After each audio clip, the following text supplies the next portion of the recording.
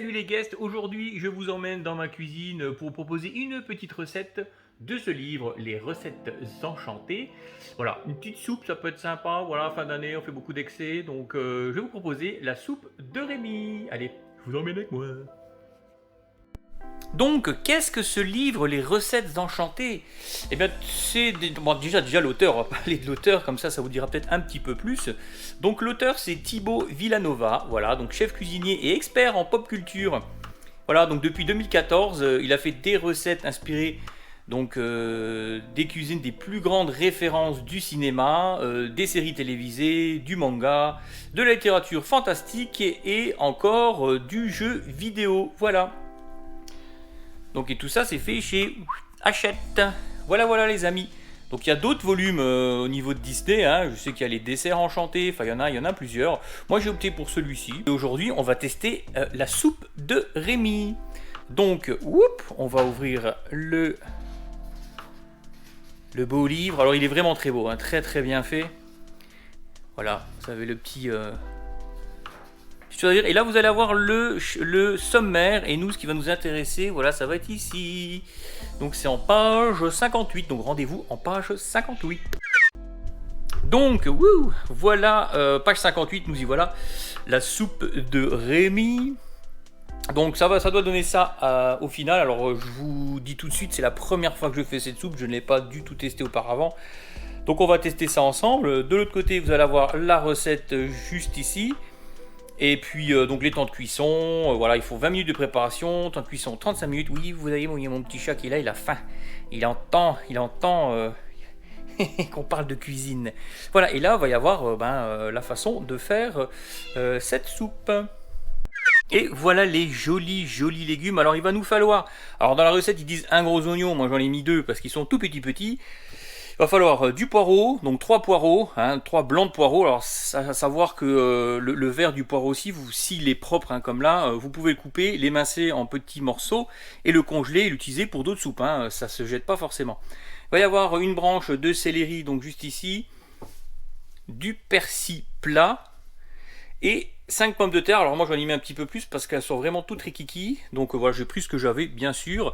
Il va falloir 50 g de beurre ou 2 cuillères à soupe d'huile d'olive, 1 litre de bouillon de volaille également.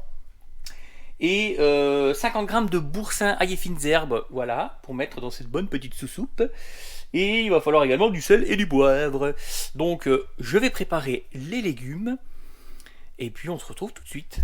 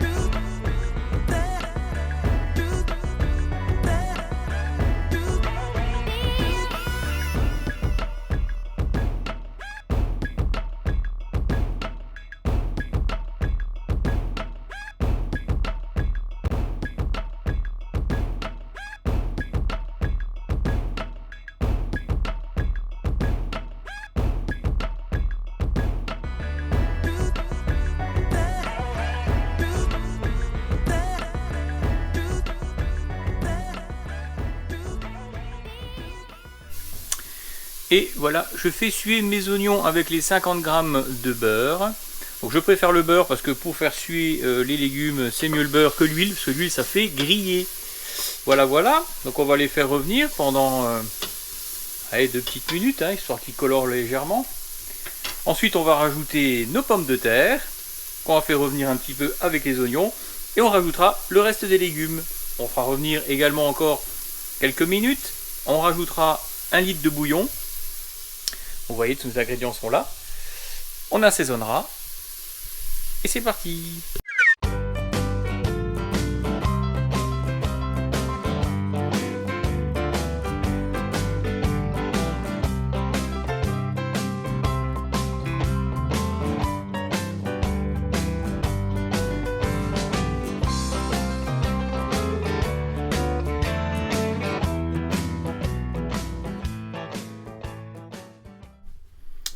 Et voilà, donc les légumes sont cuits au bout de 15 minutes, dans le Cookéo bien sûr. Maintenant, on va appeler le copain mixeur, on va mixer tout ça, et on rajoutera le boursin. Et après, on verra si l'assaisonnement est au top. Bah, c'est pour ça, parce qu'avec le boursin qui est déjà salé, plus le bouillon de volaille, voilà, on va faire attention sur les assaisonnements et pas trop mettre de sel, voilà. Voilà, donc la soupe, je viens de la mixer. On va rajouter donc 50 grammes de boursin. Enfin bon, moi c'est pas du boursin, c'est du croisé ail et fines herbes, hein, voilà. Après, vous pouvez mettre ce que vous voulez, au Lidl aussi il y en a, ça marche très très bien. On va mélanger tout ça.